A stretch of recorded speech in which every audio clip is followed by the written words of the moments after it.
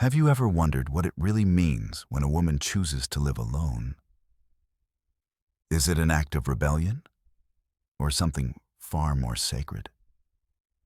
In a world that still measures a woman's worth by her relationship status, by how loved she is, how desired she is, or whether she fits neatly into the roles of wife or mother, choosing solitude can feel radical. But what if it's not a rejection of love, but a return to self? More and more women today are walking away not from connection, but from expectations that no longer speak to who they are. They're not anti-relationship. They're pro-wholeness, and that changes everything. Carl Jung, the father of analytical psychology, once said that solitude is a crucible, a kind of sacred fire where transformation happens. Especially for women, he saw solitude not as isolation, but as initiation. Because when a woman dares to be alone, truly alone, not just physically, but emotionally and spiritually, she steps into a space where she can finally hear herself. Her truth, her longing, her power. This isn't loneliness, it's communion. So the real question isn't, why is she alone? It's, what is she becoming? If you've ever felt the quiet tug towards solitude, not as escape but as return, then you already know. This path isn't about leaving something behind. It's about coming home to the parts of you the world told you to silence. For most of history, a woman's identity wasn't truly her own. She was defined, often confined by the roles society expected her to play: the devoted wife, the nurturing mother, the tireless caregiver. Her value was measured by how much she gave to others, not by who she was at her core. And for a long time, that system worked to keep things in place. A woman who wanted independence, she was considered a threat, or worse, someone who had failed to do what was expected of her. But something is changing, slowly and powerfully. Today, more women than ever before are choosing a different path, not out of anger or rebellion, but because they're finally allowed to see that their worth isn't tied to someone else's needs. Economic freedom, access to education, and the gradual unraveling of patriarchy have opened doors their grandmothers never even saw. And this shift, it's not just social. Carl Jung would say it's archetypal. He believed that deep within the collective psyche, there are ancient patterns that guide human transformation. When a woman steps out of the mold she's been handed, she's not just creating a new life. She's awakening an inner force that's been waiting to rise. She's becoming the heroine of her own myth. Think about it. What happens when a woman no longer sees partnership as her only destiny? When motherhood is a choice, not an obligation. When her time, energy, and voice belong to her first. That kind of freedom doesn't just change her life. It rewrites the entire narrative of what it means to be a woman. And while this evolution is liberating, it also comes with resistance. From family, from culture, even from within. Because letting go of roles that once defined you means facing the question, who am I when I'm no longer what the world wants me to be? That's the beginning of individuation. And it's where the real story begins. Here's something most people never talk about. Inside every woman lives a man. Not literally, of course, but psychologically. Deep in the unconscious, Carl Jung believed that every woman carries what he called the animus, the inner masculine. It's the part of her that shapes her logic, her assertiveness, her relationship with power and direction. But here's the catch: when a woman depends entirely on a man for security, for validation, for a sense of self, that inner masculine goes quiet, dormant, sometimes even distorted. She may wait for someone else to make the decisions, to be the protector, the provider, the compass. But when she chooses to live alone, when she steps out of dependency and into solitude, something ancient stirs. the animus awakens. Suddenly she has to become the one who holds steady, who chooses, who protects her own peace and defines her own path. She no longer searches for a man to be her anchor, because that anchor begins to form within. It's not always graceful. Awakening the animus can be messy. Society may whisper, "You're too independent, too intense, too much." But that's often the voice of a world uncomfortable with women who no longer outsource their authority. Think of it this way. What if the qualities you admired in others, clarity, strength, direction, were simply sleeping inside you all along? Living alone doesn't make a woman cold. It can make her clear. She learns to trust her voice, to be decisive without apology, and to lead her own life, not because she has to, but because now she can. This isn't about rejecting men.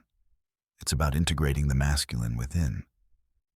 So that love, when it comes, isn't something she needs to survive, but something she chooses in freedom. And that changes everything.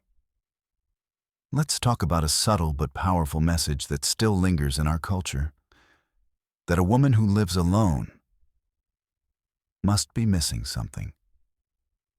We don't always say it outright, but it's there in the questions and the raised eyebrows, in the tone of concern when someone asks, "So, are you seeing anyone?" As if a woman's life only becomes real the moment she belongs to someone else. But Carl Jung saw it differently. He believed that a woman becomes her truest self, not when she finds a partner, but when she stops projecting her inner masculine onto others. When she no longer searches for someone to complete her, and instead turns inward, asking the one question that changes everything: who am I?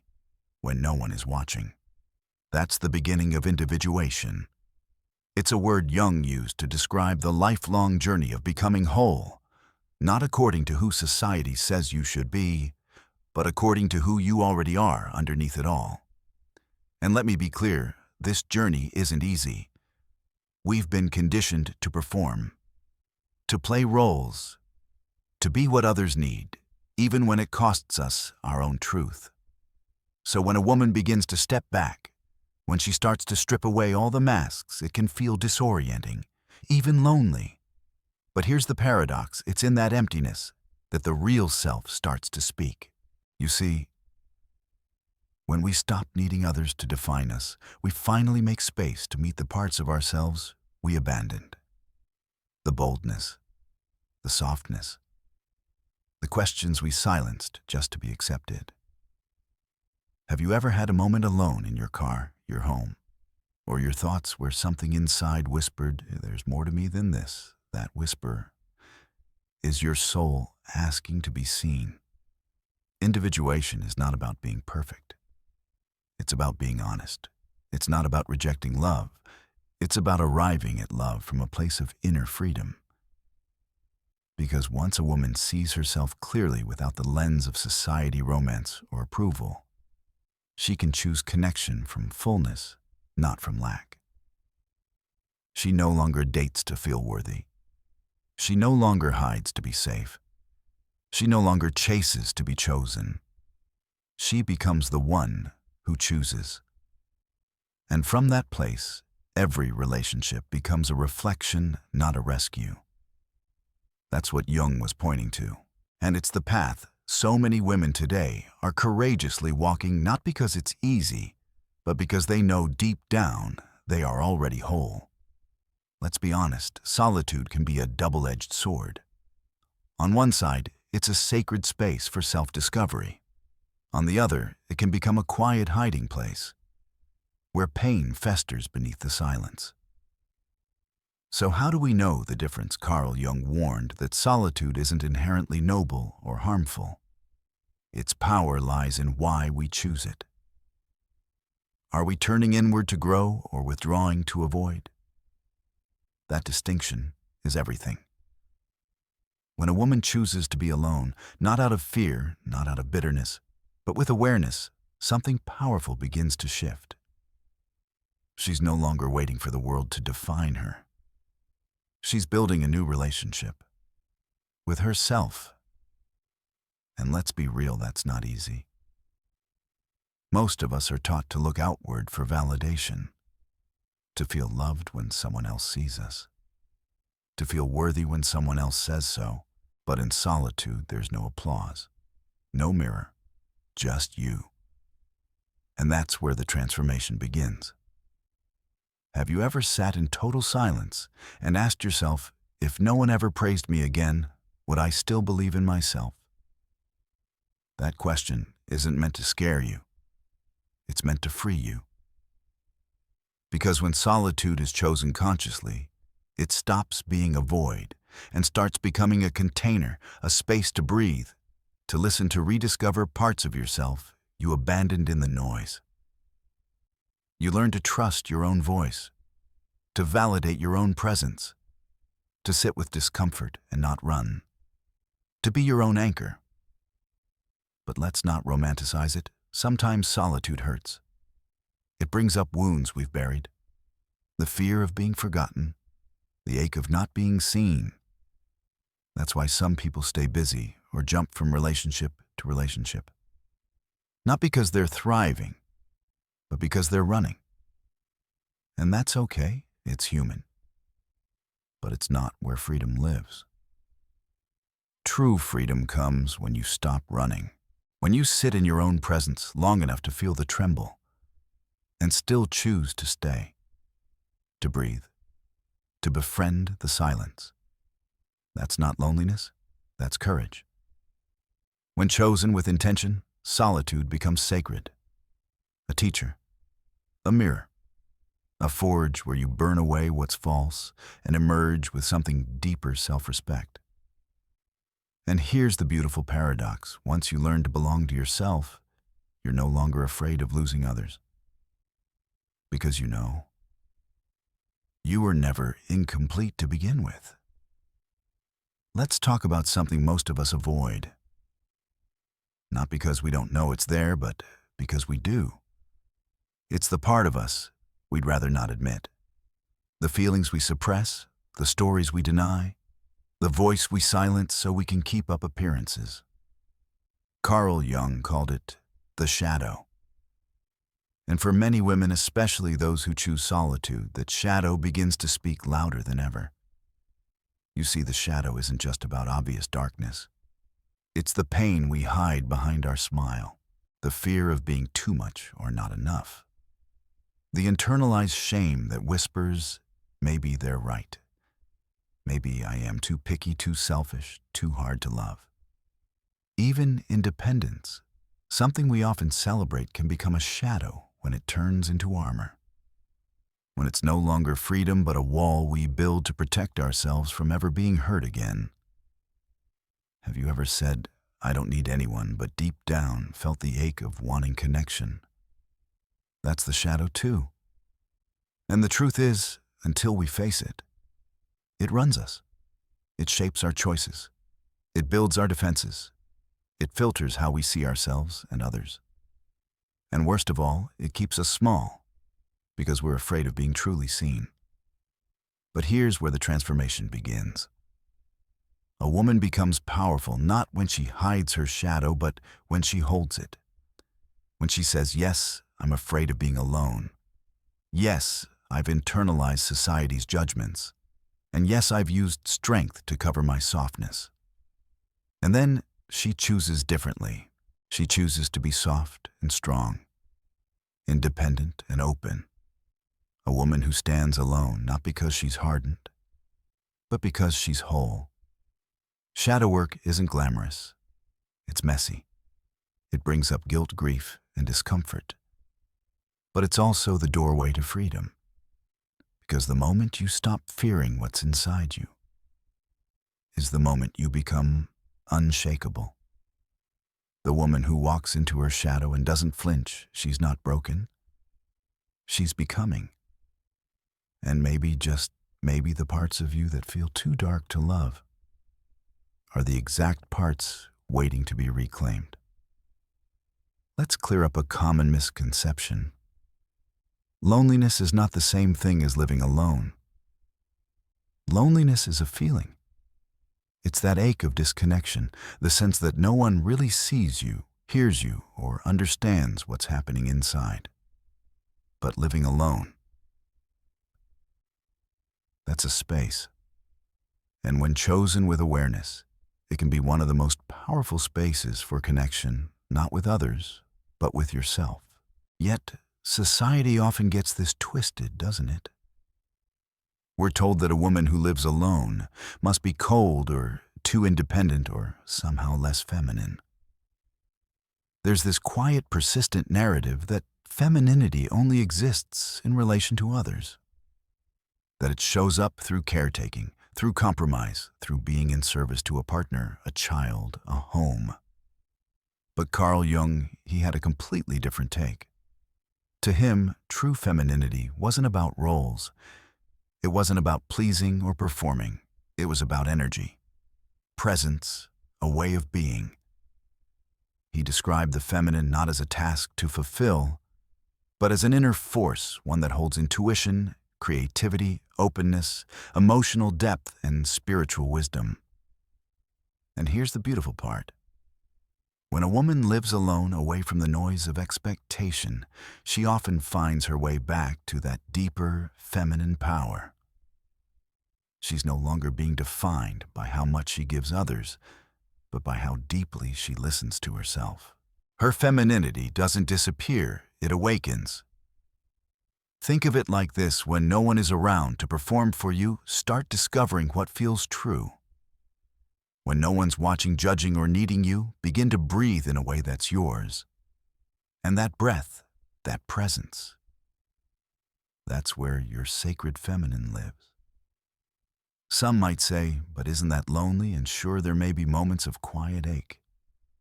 But there's also something fiercely beautiful about holding space for yourself, about making tea, writing, dancing, grieving, dreaming, for no one else but you. It's in that space that the feminine stops being a performance and becomes a truth. So no, living alone doesn't strip a woman of her femininity. If anything, it strips away the layers that once buried it. And in that simplicity, she becomes more radiant, more rooted, more whole. Because femininity was never about being chosen. It was always about being in tune. There's a fine line between isolation and healthy solitude. And at first glance, they can look almost identical. Both are quiet. Both are still. Both can leave you alone with your thoughts. But what separates the two, what defines whether solitude becomes a prison or a path to freedom, is intention. Carl Jung warned that solitude isn't always holy. Sometimes it's just hiding. So let me ask you something, and I invite you to answer honestly, no judgment. Are you living alone to escape life, or to meet yourself more fully? That one question changes everything. Because here's the truth: if we choose solitude to avoid discomfort, to run from our pain, our responsibilities, or our unhealed wounds, then what we call peace may actually be fear in disguise. That's isolation. It numbs us. It protects us, yes, but it also limits us. It keeps us from growth, from connection, from becoming the version of ourselves we secretly long to be. But when solitude is chosen with clarity, with presence, with purpose, it becomes something sacred. Healthy solitude is not about closing yourself off from the world. It's about stepping back into yourself. It's learning how to be with your own emotions without needing to explain them. It's building the kind of inner life that doesn't rely on noise to feel meaningful. It's not about being unreachable. It's about becoming deeply rooted. Imagine sitting in your living room on a Sunday morning, sunlight pouring through the window, and realizing you're not lonely, you're whole. You don't need to prove anything. You don't need to be on. You're not hiding. You're simply being with yourself. That's the power of conscious solitude. It teaches you how to validate your own voice, how to hold your own hand, how to stay when things get uncomfortable, because now you trust your ability to face life instead of run from it. And it's not about never wanting connection. It's about no longer needing it to feel complete. So if you're in a season of aloneness right now, pause and ask yourself, am I here because I'm avoiding something? Or because I'm finally ready to meet what I've been avoiding all along? The answer to that question, it will reveal whether your solitude is a cage or a door into the most honest, unshakable version of you. When a woman chooses to walk alone, society still raises an eyebrow. We hear the same old whispers: she must be cold, damaged, hard to love. But what if solitude isn't a failure, but a return? A return to something ancient, something powerful, something sacred. Carl Jung believed in archetypes, universal patterns that live in the collective unconscious. And among them is a figure most people overlook: the solitary feminine. This isn't the damsel. This isn't the nurturer. This is the woman who steps away from the village, not to disappear, but to deepen. Think of Artemis, the virgin goddess of the hunt. She roamed the wild alone, fierce and untamed, not because she feared love, but because she was devoted to freedom and inner truth. Or Baba Yaga, the wild crone of Slavic myth, feared misunderstood, but always wise. She lived in the forest, far from society, where those brave enough to seek her would be tested, not punished, but transformed. And then there's the oracle of Delphi, the sacred priestess, who didn't need a husband to find purpose. She listened inward. She channeled truth. She spoke for the divine. These women weren't cast out. They were set apart. Their solitude wasn't loneliness. It was initiation. And this thread weaves through history. Virginia Woolf wrote "A Room of One's Own," because she knew before a woman can create anything real, she must have space. Not just physical space, but mental and emotional clarity.